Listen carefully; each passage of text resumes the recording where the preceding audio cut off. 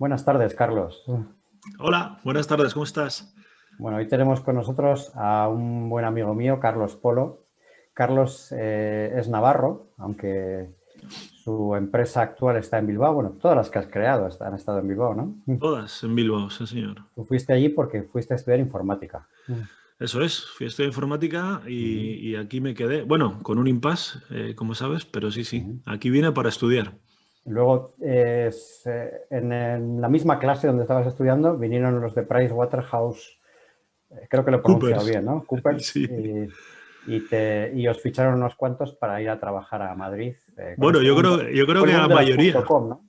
Sí, sí, era el boom del año 2000 y había una escasa de perfiles, pues Ujú. muy similar, yo creo, al que hay ahora.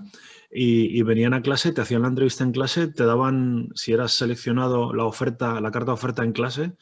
Y como yo, en mi clase que éramos como 100, éramos muchos, y como yo igual hubo 20, ¿eh? O sea, números significativos, sí, sí. Sí, sí, sí. Vamos, que estaba buscando a alguien que dijera que sí, prácticamente, ¿no? Sí, es más, hasta les negocié el salario en clase, sin experiencia de ningún tipo. O sea, que era una situación ventajosa para nosotros. Una pena que no tuviéramos tanta experiencia como ahora.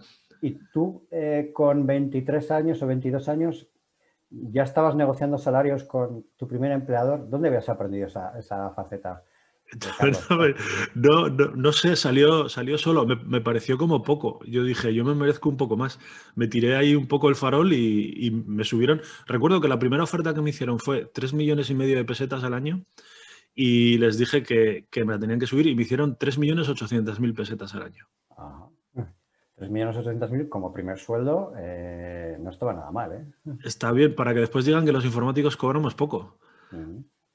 Bueno, o sea que tú tenías familia emprendedora, tenías algún tipo de razón para tener esa habilidad, porque Mm, con 23 años normalmente te sabes quitar los mocos y poco más, ¿no?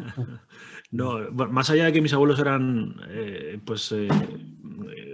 gente que trabaja en el campo y que no tenían empleadores, se sacaban las castañas como podían, no he tenido ninguna esto. Lo que sí que tuve, y siempre me gusta contarlo, tuve una persona que me inspiró un poco a la hora de montar empresas, que fue Pachi Yaguno. No sé si tú lo llegaste a conocer, Sí, uno sí. de los fundadores de IT Deusto, que era el vicedecano en aquel momento de la Facultad de Ingeniería y que me hizo su becario. Y bueno, pues de alguna manera yo con 20, 21 años veía a una persona fumando puro en su despacho, recuerdo perfectamente como si fuera ayer, y me impactó un poco, ¿no? Y sabía que tenía empresas y llevaba una vida pues un poco admirable. Después cuando ya ves más detalles, pues ya el mito cae un poco, ¿no? Pero aquel momento me inspiró mucho y fue algo que me Pero despertó qué es esas lo, qué ganas, es lo que ¿entiendes? te inspiró? ¿El que te parecía que vivía muy bien o qué es lo que Sí, te...? es así de sencillo, no le puedo dar más vueltas al asunto. Me parecía que era una persona que vivía bien, que se ganaba bien la vida, Sí, sí. que era respetado y dije, bueno, pues esto tiene que molar. Y esa es la única inspiración que tuve, por así decirlo. Nada más lejos de la realidad. Luego has podido comprobar, ¿no, Carlos? Hombre, emprender es bastante duro. De hecho, yo he perdido mucho dinero algunas veces, así que no siempre sale bien. Pues es que Pachi apostaba a lo seguro, a lo mejor, ¿no? Igual era... Bueno, era un negocio diferente, era una época diferente, Claro. se vendían las cosas de manera diferente, era otra época. Y Pachi yo fue uno creo de los, para el que no le conozca, fue uno de los fundadores de IT Deusto y de muchas consultoras de aquella época, ¿no? FEINSA y Deusto, sí, Sí, eso sí. es. Sí, era otra época, sin duda. Bueno, de todas formas, le has seguido en parte porque tú también eres profesor de la universidad. O sea Sí, que bueno, a mí la faceta docente siempre me ha gustado porque Ujú. quizás en mi familia sí que ha habido profesores Ajá. y bueno, pues yo creo que me dieron la oportunidad un día, me gustó y sí lo sigo haciendo, sí, eso es. Poquito, pero algo hago. Sí, sí. Muy bien. Entonces, el caso es que te inspiró Yaguno, trabajaste por cuenta ajena en Pricewaterhouse y luego en IBM, porque IBM sucedió a la división de informática de Price, y estuviste como unos 2 años más o menos en esa época por cuenta Eso ajena, es. ¿verdad? Del 2000 al 2002. Vale, y en 2002, que es verdad que ya la burbuja había hecho crack, no sé si te habían bajado el sueldo, pero algunos los estaban echando a la calle también, sí. No, de hecho, cuando pasamos de Price a IBM, a mí me lo subieron. Lo que pasa es que me marché sin negociar el despido ni nada porque me dio la locura el día de mi cumpleaños, me presenté a la dimisión Y el 18 de enero del 2002 monté en NTS con un capital social ridículo, con mi padre de socio. Me fui a Tudela otra vez, unos meses, porque no tenía dinero para vivir por mi cuenta y tener una empresa a la vez y tal. Y así fue el comienzo. ¿Qué es lo que te pasó? ¿Qué se te pasó por la cabeza en ese momento? A ver, Para había que varias... dejes un trabajo por cuenta ajena, con un sueldo que estaba bien, tal. ¿Qué pasó ahí en medio, Carlos? Había varias cosas. Mi actual pareja, mi mujer, que éramos novios ya por aquel entonces, no había ido a Madrid, se había quedado en Bilbao y yo pues, quería volver, ¿no? Y estar más cerca. Y aparte, pues estaba inspirado, como te decía, por Pachi y por las empresas. Sí que es verdad que en esa época del 2000 al 2002, en Price trabajé para un proyecto que se llamaba Prodigios Interactivos, el de los Paquitos. Sí, Y ahí sí que cogí un poco esa inercia de las startups, un poquito la esencia de las startups de aquella época, ¿eh? Y con una cosa con otra, y que no me gustaba lo que estaba haciendo en IBM, pues dije, venga, voy a montar un negocio. Pero fíjate que esa fue una empresa que montó Perea, el que había estado detrás de Terra, ¿no? Si no recuerdo mal, con un socio en Mallorca, que lo que hacían era unos terminales para conectarte a Internet de forma muy fácil, se supone, ¿no? Ese era un poco el proyecto, ¿no? Era una especie de Macs. Eran unos ordenadores, lo llamaban los Paquitos, los Dot Stations, y eran unos ordenadores que estaban como capados, ¿no? Y la idea era, había una entidad financiera por detrás, que creo que era el Banco Santander, a través de Open Bank, y después está no sé si era Grupo Planeta o una editorial, vamos, ahora no recuerdo cuál era, y querían un poco pues tirar de fondo de comercio para implantar eso. Y ahí sí que hubo un tofillo emprendedor del .com y tal que sí que cogí. Pero lo divertido fue que cuando monté la empresa, la monté sin saber qué quería hacer, ¿eh? Ni un problema definido, ni una idea en la cabeza, simplemente quería montar una empresa. La empresa que montaste es lo que hoy es NTS, ¿no? Eso es, correcto. NTS, que significa, tiene un Navarra, significado. tecnología del software. Claro, como fuiste a Tudela, lo de Navarra está claro. Tecnología de software, entiendo que es porque es lo que sabías hacer. Lo único que sabía hacer era hacer software. Y entonces, pues... Sí que es verdad que en aquella época, cayó en mis manos una PDA de estas de HP bueno, las IPACs, que eran de Compaq, creo, antes de que fuera comprada por HP. Y vi que se podía hacer software para esas cosas. Y lo primero que empecé a hacer fue eso, fue software en Java para esas agendas electrónicas. Y de ahí surgió la división de movilidad de NTS, que es una de las divisiones principales de la compañía ahora mismo.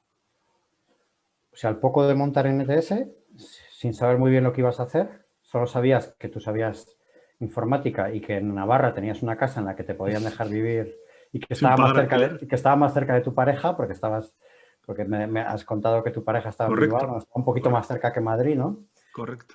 Y entonces te vas ahí a casa de tus padres, constituyes una sociedad con tu padre, me has dicho que ponía algo de dinero, ¿no? Puso 20 euros mi padre.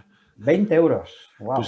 Eso fue cosas que haces cuando no tienes ni idea de nada, como yo, porque no quería que fuera una SLU, no quería que fuera una sociedad limitada unipersonal. Entonces yo puse 3.000 euros de mis ahorrillos y mi padre puso 20. Entonces NTS, desde aquel momento, y por cierto se mantiene, el capital social de NTS son 3.020 euros. Ajá. Solo que ahora hay algún socio más, ¿no? Sí, eso es. Entonces te vas allá a Tudela, montas esta empresa, dices, bueno, voy a hacer software. Pero claro, tienes que tener clientes que te lo pidan, ¿no? Porque entiendo que no ibas a hacer software para... En aquel momento todavía hacer cosas en Internet tú mismo a lo mejor era demasiado pronto, ¿no? No había... Ni sabía José hacerlas tampoco. Ya. Entonces lo que sabías era programar un poquito, ¿no? Programar un poquito y no se me daba mal presentar las ideas que tenía y pues bueno, surgió una oportunidad, un conocido, un contacto mío, se había ido de director general a una empresa pequeña de servicios informáticos, una consultora pequeña de servicios informáticos que se llamaba AFI, ya ha desaparecido ya esa compañía, y me dijo, oye, nosotros sí que sabemos vender, ¿os apetece que os pasemos clientes y os cobremos una comisión si vendemos el proyecto? Entonces, pues cerramos una alianza comercial con ellos y el primer cliente que conseguimos fue... Cerramos, quiere decir tu padre y tú.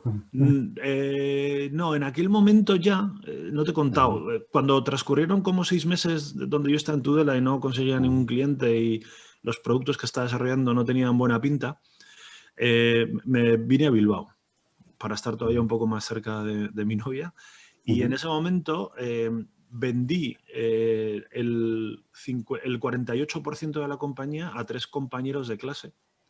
Vendí, no os penséis que lo vendí, vamos, Sí. a precio de coste prácticamente. Y eso me dio la posibilidad de alquilarme un piso durante 6 meses. Y entonces, bueno, pues entraron en el capital mis 3 compañeros de viaje. ¿Entraron solo en el capital o también entraron a trabajar?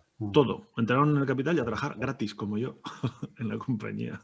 Bueno, ellos también tuvieron que dejar su actividad, entiendo, porque Sí, todos tenían colocación, por lo que has comentado, ¿no? Todos estaban colocados y, mira, por ejemplo, siempre Pero lo todos comento. vivían en casa de sus padres, imagino, ¿no? Todos vivían en Era el casa de sus truco. padres, en Bilbao, y no tenían ningún tipo de pasivo O sea, económico. esta es la razón por la que una empresa que se llama Navarra Tecnologías del Software acaba en Bilbao. Sí, sí. Porque tenías la novia allí, vamos. Amor. Sí. Es una buena razón, desde luego. Sí. Y entonces, cuando te decía firmamos el acuerdo comercial fue porque estaban ellos ya trabajando. Ya éramos 4 personas, que éramos los socios trabajadores, y tuvimos la inmensa suerte que el primer cliente, ahora no recuerdo, el primer cliente fue Carlos, Bankinter. ¿cómo les engañaste a estos 3 para que compraran acciones y encima trabajaran gratis? O sea, ¿qué les vendiste, tío? Pues no, mira, uno de ellos, Alberto Pereira, que fue el primero que llegó, dejó su curro, me llamó por teléfono y me dijo, oye, me he enterado que has vuelto a Bilbao y que has montado una empresa, acabo de dejar mi trabajo porque quiero ir a trabajar contigo. Y le dije, Alberto, pues no me quedan más cojones que darte una participación, porque esto es absolutamente literal y verdad, ¿eh? Sí. Y después los otros 2, una persona estaba trabajando en la Universidad de Deusto, Yagoa González, y se le acabó el contrato y en lugar de renovarlo se vino conmigo. Y otra persona era Rafa Goitisolo.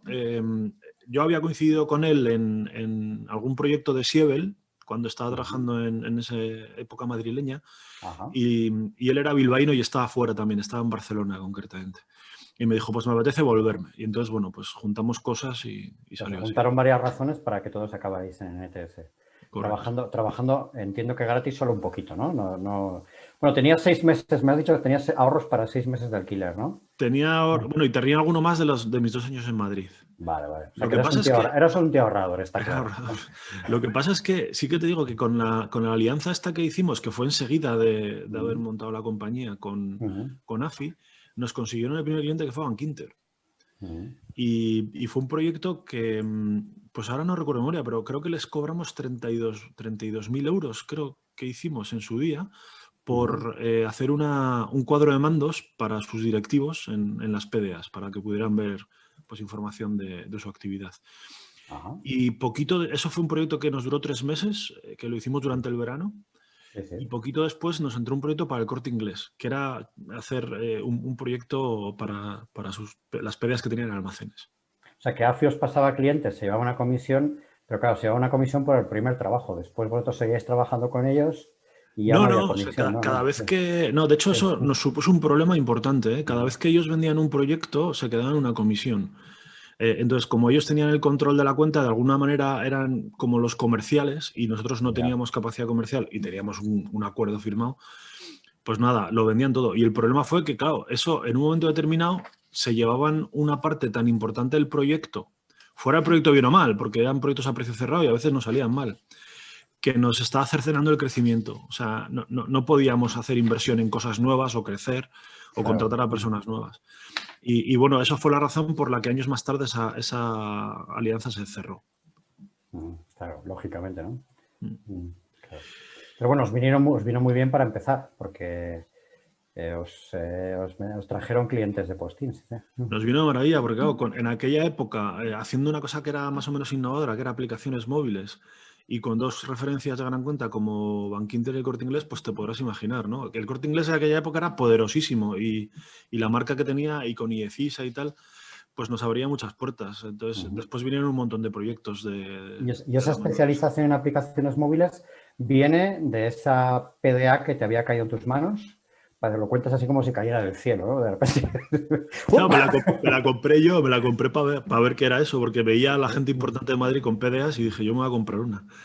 Y trasteando vi que se podía hacer software, sí, sin más. Bien, os especializasteis en eso pues a partir de esa anécdota, ¿no? Eso es. Y es una especialización tal que a día de hoy todavía sigue siendo el fuerte de NTS. Bueno, ahora ya lo ha desplazado Salesforce, que es otra de las cosas, es otro episodio que si quieres comentamos luego, pero lo ha desplazado, pero sí, es una de las más importantes. Sí. O sea, hoy facturáis más de Salesforce, de aplicaciones en Salesforce, entiendo, de todo lo que hacéis en torno a Salesforce, que de aplicaciones móviles. Sí, de hecho, en aplicaciones móviles hemos venido haciendo pues, cosas, pero bueno, ya se ha comoditizado como mucho, ¿no? Todo el mundo hace. Sí, Y sí. sin embargo, Salesforce es una área que está creciendo cada vez más y está teniendo mucha pegada. Se está La, convirtiendo en la, el nuevo SAP. la anécdota de Salesforce yo creo que la has contado en alguna charla con emprendedores. Yo creo que te la he escuchado, sí. Pero cuéntala ahora porque seguro que los que nos escuchan no la conocen.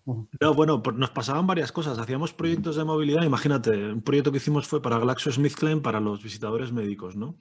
Y nos dábamos cuenta que todos los proyectos que eran de movilidad tenían que ver con comerciales, tenían que ver con servicio técnico, con repartidores y que todo al final tenía un CRM por detrás. Entonces nos empezó a pasar que había proyectos de CRM grandes que se llevaba pues un Everis o IBM y que la parte de movilidad era tan pequeña que se la acababan llevando ellos porque estaba dentro del monto total del proyecto, ¿no?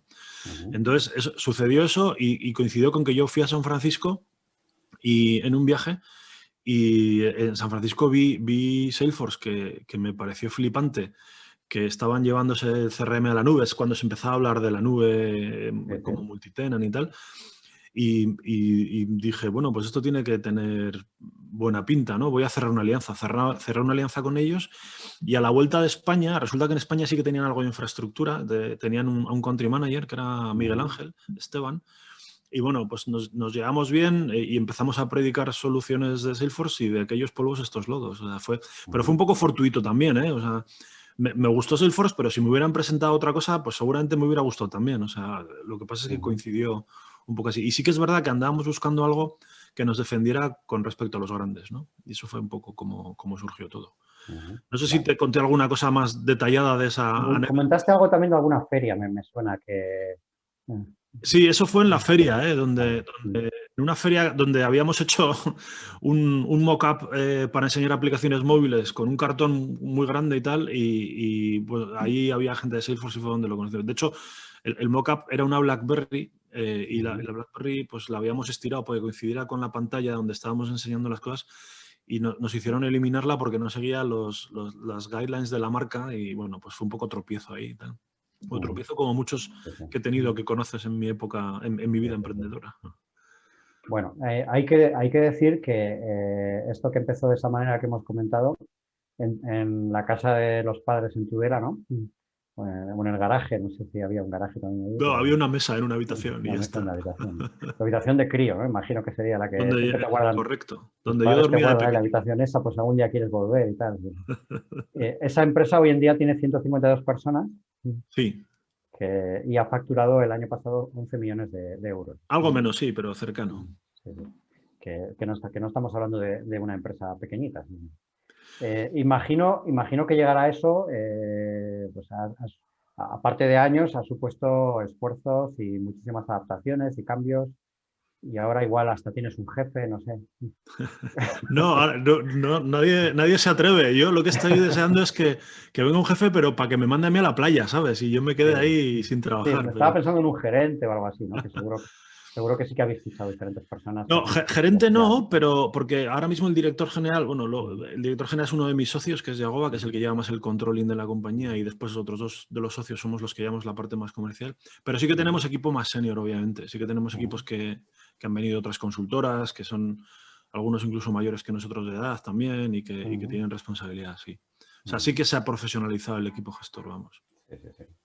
¿Y habéis profesionalizado el equipo gestor? ¿Os habéis diversificado un poquito en lo que eran aplicaciones móviles? Hoy en día el grueso es Salesforce, quiere decir que facturáis del entorno de Salesforce más del 50% de lo que de esos. No, porque tenemos otra división que ahora le hemos cambiado el nombre, que se llama Digital Workplace, que inicialmente empezó, fíjate, también un poco conectado con lo que cuando hubo un proyecto que hicimos, que lo mencioné antes, que era el proyecto de GlaxoSmithKline, que tuvimos que instalar a mano en 1000 PDAs un software.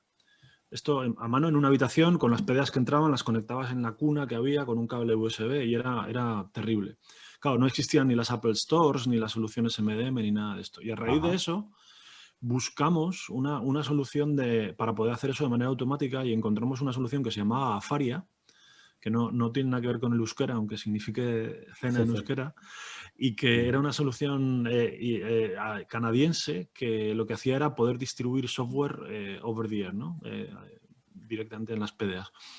Y eso, pues después llegó BlackBerry con el BES, después AirWatch y un montón de soluciones que lo que hacen es controlar los dispositivos móviles y tal. Y de ahí surgió una división nueva, que es la de Digital Workplace, que más o menos factura... Digital Workplace factura a día de hoy 1/3 de la compañía, Salesforce un poquito más de 1/3, y después dentro de aplicaciones móviles o dentro de esa división de aplicaciones móviles ahora hacemos, que haría el tercio restante, están aplicaciones móviles, está IoT y está integración y desarrollo a medida. Entonces eso hace que la parte de Salesforce sea la dominante y sea la que más factura, pero bueno, las otras no están a la mitad, por así decirlo, porque existe lo de Digital Workplace que te comentaba. Sí. Vale. Y bueno, seguís siendo una empresa curiosa porque está especializada en ciertas cosas. No sois una consultora informática al uso que hace de todo. Eso también es una cosa... Esa especialización, evidentemente, ha sido deseada porque vosotros habréis tenido oportunidades de hacer muchas más cosas a lo largo del tiempo y habéis tenido que rechazar algunas cosas que no tenían que ver con esas divisiones que has comentado. ¿Por qué ese camino, Carlos? Pues porque nos protegía con respecto a los demás. Protegía un poco nuestras tarifas. A ver, nosotros no somos una empresa que tengamos unos márgenes estupendos, porque somos una empresa de servicios profesionales y vendemos trabajos que están basados en personas, no escalan bien, quiero decir, ¿no?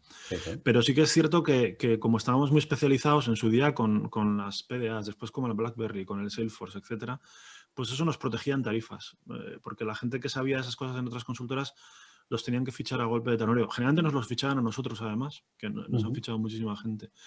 Y después también nos sentíamos cómodos porque eran proyectos como que dominábamos mucho y porque eran para hacer cosas como muy específicas y no tenían grandes desviaciones. Entonces, bueno, pues decidimos hacerlo así por protección, más que nada.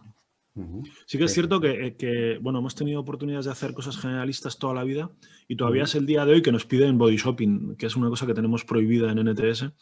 Y decimos que no. Entonces, bueno, pues nos ha hecho un poco diferentes en cuanto a servicios, con nuestros problemas también asociados, porque ser tan especializados pues hace que a veces entren menos proyectos de los que te gustaría. Claro. Pero bueno, no ha ido mal del todo la jugada. Y has dicho antes que a veces habéis tenido bajadas porque hay temas que a lo mejor dejan de estar tan demandados, entonces perdéis facturación. ¿Cómo os protegéis de esas situaciones? Pues ¿cómo podemos? Mira, te voy a contar una. Nosotros empezamos con las IPACs y de repente llegó BlackBerry en el año 2003, sí, finales a España. Y dijimos, ostras, esto tiene muy buena pinta. Y fuimos el partner principal de BlackBerry en España hasta el 2008. Del 2008 al 2010 empezaron los iPhones y compañía y los Android.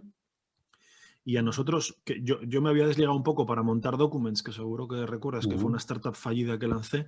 Luego comentamos un poquito, sí. Y claro, pues bueno, nos despistamos y de repente, cuando nosotros seguíamos apostando por BlackBerry a tope, el mercado solo quería Android y iPhone. Y ahí tuvimos un problema gordo, eso hizo que nuestra facturación cayera. Después BlackBerry acabó desapareciendo y tuvimos que pues, volver a un poco cambiar. Y de hecho, todavía a día de hoy nos sigue penalizando. En el mercado NTS no se ve como un experto en desarrollos Android. Sí hacemos aplicaciones móviles, pero hay otros que son como más expertos en cuanto a marca, ¿no? Y bueno, con Salesforce lo que está pasando, por ejemplo, que también nos afecta es que estos tíos no paran de comprar otras empresas. Ya sabéis que recientemente la última compra fue Slack, que fue como muy sonada. Entonces, cada vez que compran una cosa nueva, empiezan a competir otros con nosotros que antes no competían y nos hacen daño, ¿no? Entonces, estamos ahí como intentando reposicionarnos constantemente. Y nos protegemos como podemos. A veces no podemos directamente. Y bueno, pues... En entorno a Salesforce seréis uno de los primeros partners que hay en España, ¿no? Empezamos a la vez una compañía que se llamaba Borda, otra que desapareció, que era muy pequeñita, que solo era una persona, que era un consultor que se autoempleaba él, y nosotros. Aborda la compró Accenture en el año 2017, si no recuerdo mal, o 2016, y nada, nos hemos quedado, de los pioneros, por así decirlo, nos hemos quedado nosotros solos. Sí. Nadie se ha intentado, seguro que se han intentado comprar, claro. No, porque al final el problema no, de verdad, ¿eh? Bueno, a ver, de comprar, seguro que tú por €1 nos lo compras, pero no, compra de verdad sería. El problema es que somos una empresa de servicios profesionales, no somos una empresa de producto. Bueno, pero Accenture ha comprado varias de servicios también. Joder, pues a nosotros nos lo hemos debido gustar porque no han llegado ¿No se han llamado nunca. nunca? ¿Alguna de esas os han llamado? O han estado mirando, a ver. Para serte 100% sincero, nos han llamado compañías que hacen intermediación de compra-venta de empresas.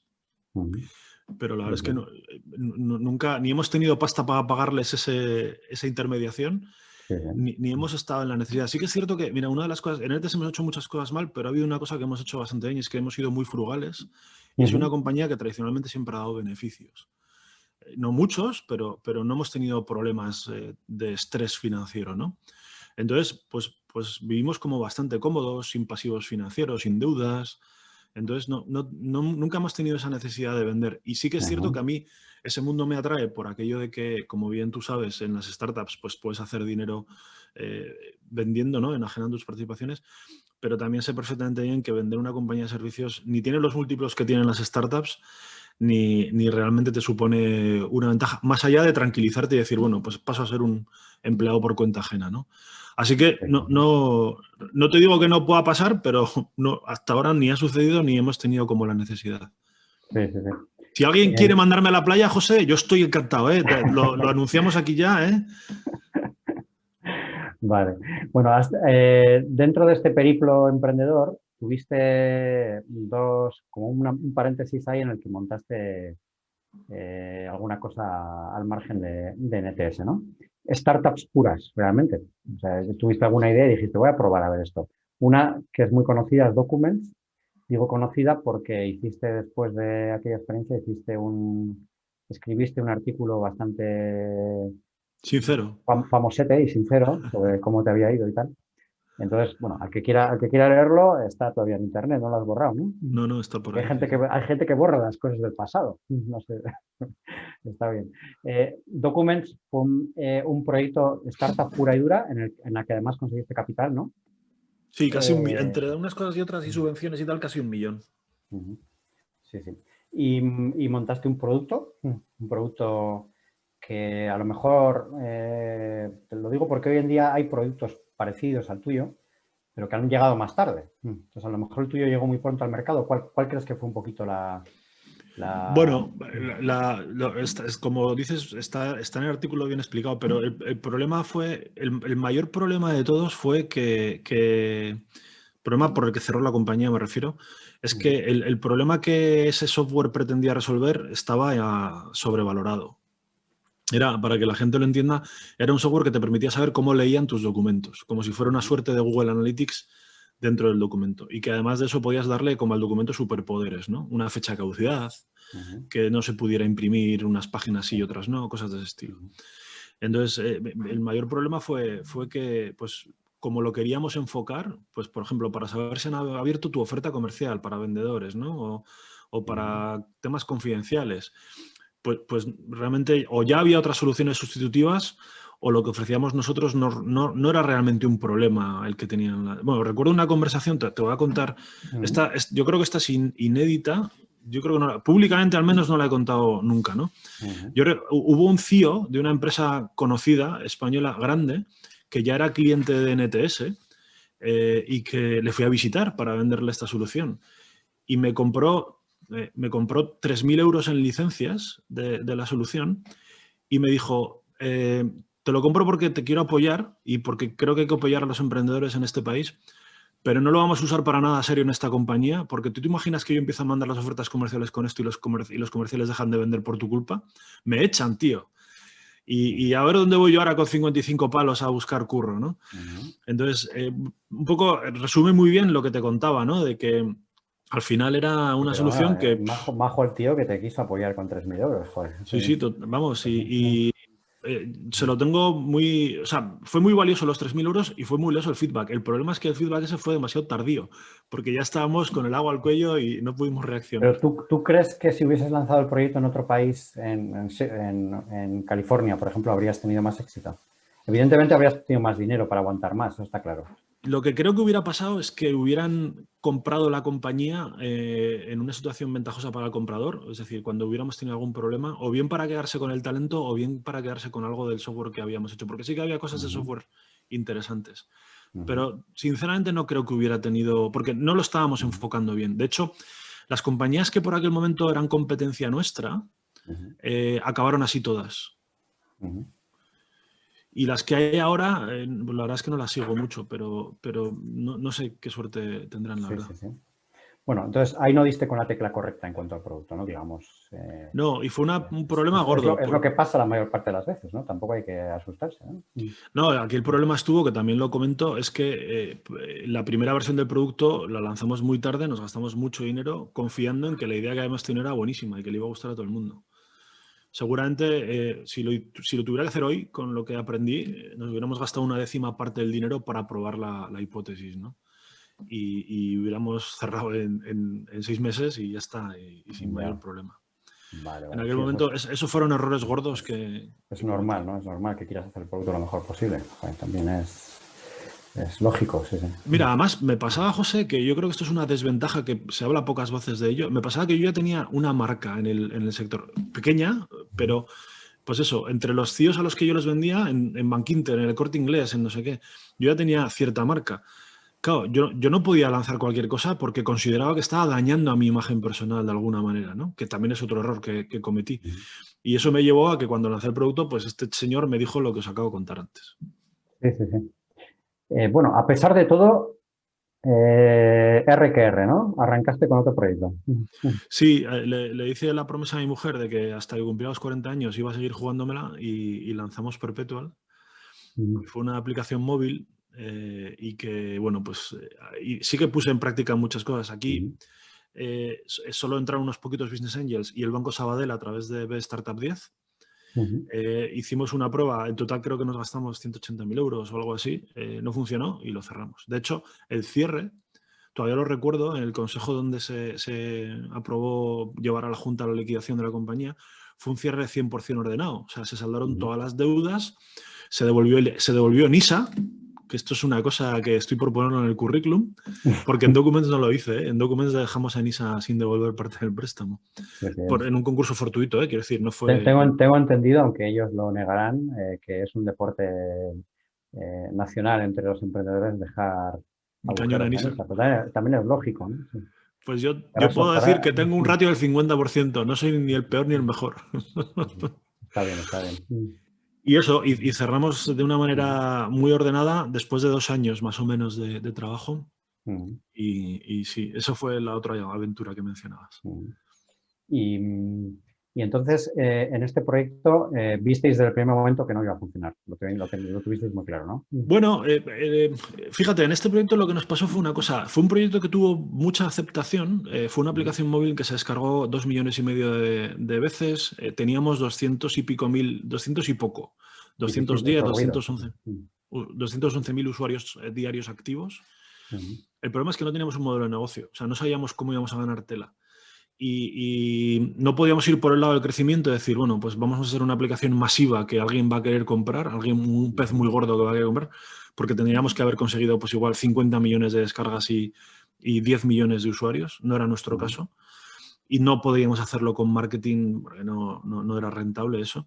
Claro. Y tampoco teníamos un modelo de negocio. Entonces, eso fue lo que decidimos. Era una aplicación, era una tontería, era una aplicación que te instalabas en el móvil y mantenía tu agenda de contactos actualizada. Ya está, no hacía nada más. Entonces, sí que era útil, sí que la gente... algún famoso incluso que lo usaba, me acuerdo. Sí, bueno, de hecho, la base de datos que llegamos a tener, que obviamente se destruyó, teníamos el móvil de prácticamente todos los políticos españoles, todos los futbolistas españoles, modelos, o sea, era una base de datos, pasé a ser el mejor conectado de España en poco tiempo. Pero lamentablemente eso no podíais darle un modelo de negocio. Vale. Claro, no, fíjate, parece mentira, ¿verdad? Pues para que os hagáis una de las cosas que habíamos pensado es decir, bueno, tenemos 110 millones de contactos contrastados que son buenos. Oye, si en lugar de... No se pueden vender, no se puede hacer, porque son datos de carácter personal todos, pero ¿y si les dejamos a las empresas que nos digan, oye, estos datos que tengo de contacto de José Antonio de Moral son correctos. Yo no les voy a decir tus datos, pero puedo decirle, pues son correctos al 70%. La salud de tu dato es buena. Pues tampoco se puede hacer eso, porque lo que estamos haciendo es un tratamiento de un dato de carácter personal sin que los usuarios nos hubieran dado permiso para hacer ese tipo de tratamiento, ¿no? Entonces era complicadísimo. No Sí, la ley es bastante estricta en estas cosas. Muy estricta. Y además no sirve de mucho, porque luego a mí me están llamando todo el día de todas partes. No sé para qué. Pero es que es tan sencillo como coger y decir, no, pues ahora cojo la empresa, me la llevo a Tailandia, donde la ley de carácter de datos personal es laxa, puedo decirte un país, desconozco cuál es el de Tailandia, pero puedo decirte un país, y monto el servicio allí. Entonces, puedes hacer lo mismo sin exponerte legalmente. De hecho, yo he pagado algún servicio de estos que te facilitan emails. Me hacía falta contactar con alguien y tal, y no es caro y tal, y lo pagas y se saca el email, ¿no? Bueno, si pagas a LinkedIn también tienes acceso a un montón de gente. Pues sí. Es verdad que haya habido consentimiento, pero bueno, es un consentimiento un poquito peculiar. Bueno, sí, laxo, sí. Bueno, es Estados Unidos. Intentasteis ese modelo parecido a LinkedIn en la última fase, ¿verdad, Carlos? Sí, lo que intentamos hacer en la última fase es que la aplicación se convirtiera de alguna manera en un LinkedIn no profesional, sino en un lugar donde tú pudieras conocer el teléfono de tu frutero si querías y si el frutero te daba permiso para hacerlo. Pero ya era un poco como, bueno, concretamente fue una petición que me hizo el banco. Dice, bueno, antes de liquidar vamos a hacer una última prueba, ¿no? Sí. Y no conseguimos llevarla a cabo. Bueno, y después de estos dos ensayos, que te quedas, imagino que pues a nivel económico un poquito mal, ¿no? Muy tocado, sí. Date cuenta que era una situación un poco contradictoria. Yo tenía una empresa que seguía creciendo y que tenía, pues ahora no me acuerdo de memoria, pero ponte que igual cuando estaba con Documents igual había pues 50 empleados, algo así, y que facturaba dinero y yo... Y seguías teniendo el 48% de esa empresa, claro. Seguía teniendo, eso es, y no, el 42 concretamente, y no podía ni ir allí, ni trabajar allí, ni cobrar una nómina de NTS por el pacto de socios que teníamos, ¿no? Y entonces era muy difícil de explicar en casa, ¿no? El asunto, pero bueno, pues así fue como se hizo. Pero bueno, tu mujer te había concedido una licencia hasta los 40, ¿no? Y justo ibas a cumplir 40. Sí, lo sobrepasé por un poquito. Y entonces ahí te dijo, ya, lo siento mucho, Carlos, pero hay que facturar otra vez, ¿no? Hay que pagar facturas. Hay que traer dinero a casa. Eso es, así, tal cual, literal. Sí. Literal. Y entonces volviste a la actividad ordinaria para volver a trabajar. Era un momento en el que me necesitaban. Y así hasta ahora, y habéis crecido, me has dicho que estabais unos 50, ahora estáis 150, con lo cual habéis duplicado tamaño, o triplicado. Sí, bueno, los 50 más o menos sería, te hablo de memoria, porque no lo tengo muy presente, pero sería alrededor del año 2013 o así, y que era cuando estaba con Documents yo, y ahora somos 152. El crecimiento que hemos tenido ha sido sobre todo en los últimos 4 años. Los últimos 4 años, y de la mano de Salesforce hemos crecido bastante, sí. Sí. Muy bien.